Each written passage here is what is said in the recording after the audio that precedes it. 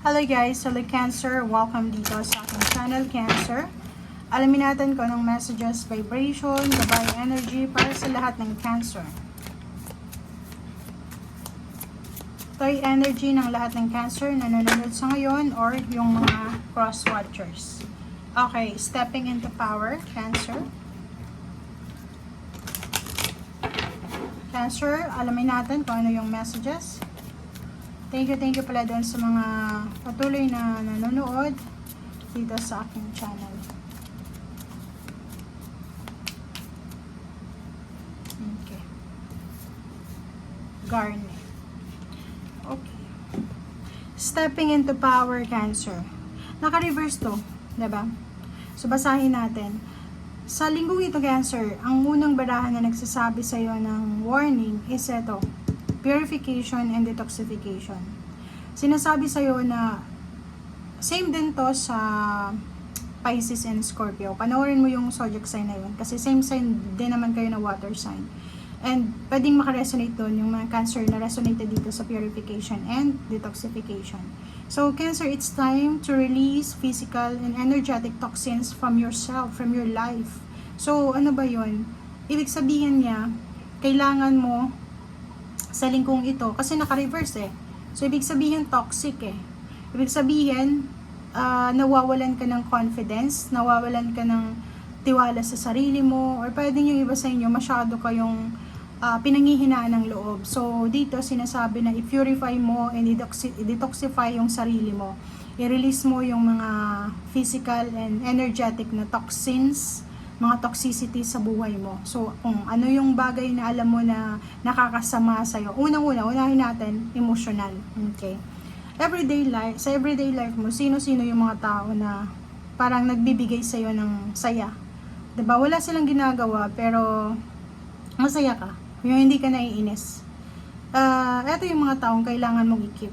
May mga tao sa buhay mo na pangalan pa lang nila, naiinis ka na. Sila yung mga energetic toxins sa buhay mo na toxic sila eh kasi hindi sila makakabuti sa'yo kahit wala silang ginagawa. Okay? Siguro sasabihin ng iba, bakit sila magiging toxic? Ikaw yung nag-iisip. Yung toxic is yung bagay na hindi nagbibigay sa'yo ng peace and harmony. So sila, kahit wala silang ginagawa or may ginagawa silang hindi maganda sa'yo, but hindi ka natutuwa. So prioritize your happiness, your peace. So syempre alisin mo kung anong yung bagay na hindi nagbibigay sa'yo ng saya. So yun, emotion, tao, lugar. Hindi ka masaya sa lugar na yan, diba? I-detoxify mo, mag-declutter ka sa bahay nyo, like sa bahay ng Cancer.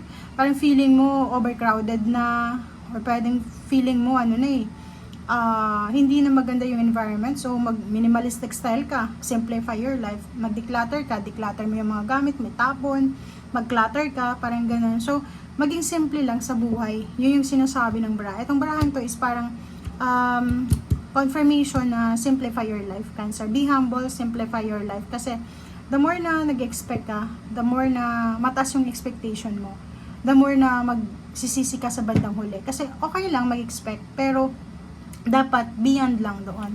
Diba, like for example, masyado tayong nag-expect ng success, ng achievements, diba? Hayaan mo yung universe na gumalaw according sa kung ano yung kakayanan mo or kung ano yung kakayanan mo. Kasi pag masyado tayo nag-expect, lalo sa result, pag na-disappoint ka, doon pumapasok yung depression eh. Doon pumapasok yung anxiety. Okay? So release control. Yun yung sinasabi ng Bra. Stepping into power, you're strong beyond measure. So yun, malakas ka. So hindi mo na kailangan na kasi parang nakikita ko sa'yo dito, may iba na nawawala ng pag-asa, may iba naman dito na sa sobrang confidence nila, parang masyado nang nagiging kampante or masyado nang nagiging advanced, di ba?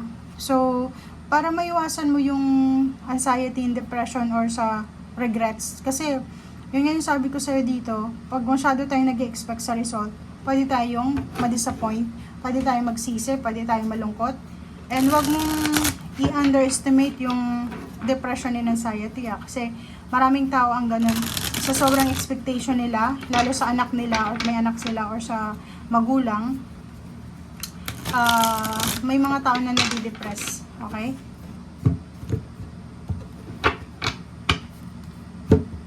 Okay. Okay, first two cards, the Devil, 15, 6, and 4 Emperor. Wow. Cancer, it's a temptation. Sabi ko na sa'yo comment down below if you resonated. Ang linggo ito is parang nire-remind ka. It's just a reminders from the universe, from the divine, na itong the devil is balance. Kailangan ng balance sa buhay mo. Imbalance siya kasi kanina, diba, reverse ito.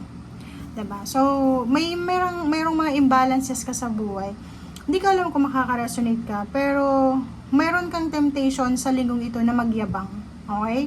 Maging mayabang or magyabang. Kasi itong 4 na Emperor, dapat dito is balance. Huwag masyadong mayabang, huwag masyadong emosyonal. Yun yung Emperor guys Kung sasabihin mo naman sa comment section na, ay hindi ako mayabang. Okay, so, okay, given hindi ka mayabang. Etong message na to is just a manifestation, is just a confirmation na dun sa mga taong nilalagay nila yung success sa utak nila, na yumayabang na sila. Kailangan yung iwasan yan. Kasi, the devil diba? It's a temptation guys. Pwedeng, okay, grateful ka, piniflex mo lahat ng success mo, piniflex mo lahat ng achievements mo. Okay, hanggang dun lang. Pero kung masyado nang mayabang yung approach natin sa buhay, yun ay isang temptation. Yun ay temptation. Pag sinabing temptation, pag lumalabas yung the devil sa reading, ibig sabihin may imbalances tayo sa buhay. Okay? Kasi yung Emperor, emotional and financial. Emotional and utak at puso to. Dapat balanse.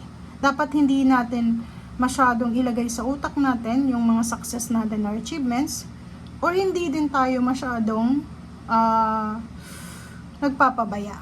'Di ba? Yung masyadong emotional tayo na wala na tayong pangarap. So, doon lang tayo sa balanse. Okay? So, yun yung temptation mo. 7 of Wands and then Strength.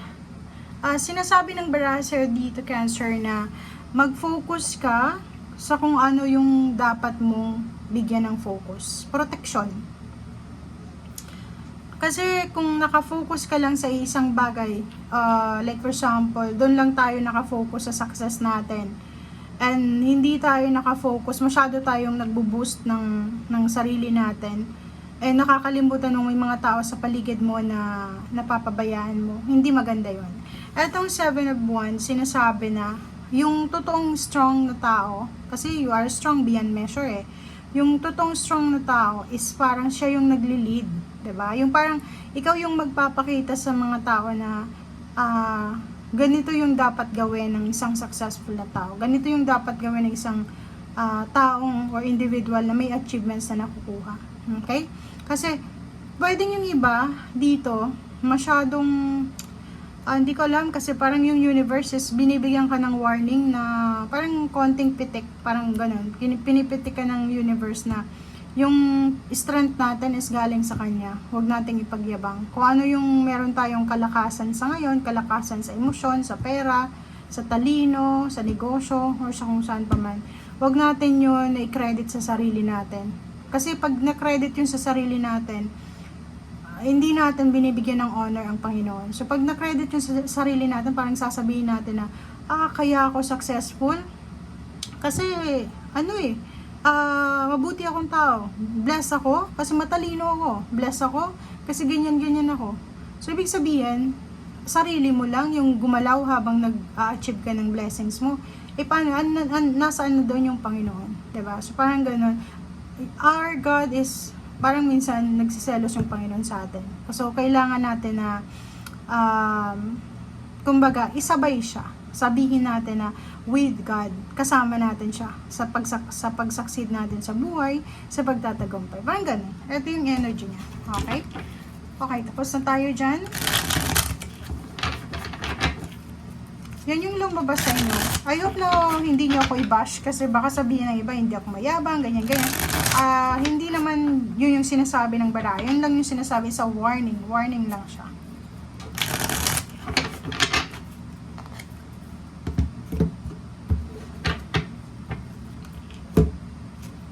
Okay. Eight of Cups, and High Priestess. Wow. So, Eight of Cups, nakikita natin dito na may mga emotional battles ka, hidden. Like, for example, marami ka sa loob-loob mo na mga bagay-bagay, emotional battle siya, na kailangan mong i-let go. Ano ba to? Grudges, resentment, takot, regrets, emotional, parang ang dami-dami mong kinikimkim na galit or kinikimkim na grudges. Yung parang sinasabi mo na in layman's term, paghihiganti to. Okay? Etong High Priestess, nakatago siya. Emotional nakatago. Mag-iingat ka kasi pag masyado tayong nagkikimkim ng galit or kung ano man, yan din mismo ang magiging lason sa buhay natin. And dito sa Eight of Cups, sinasabi na kailangan mong i-release. Release, let go, let God, purify, detoxify, release physical and energetic toxins from your life. Okay. Okay, so this week, sinasabi Cancer ng barahan na posibleng makatanggap ka ng isang mabilis na balita or information regarding sa trabaho.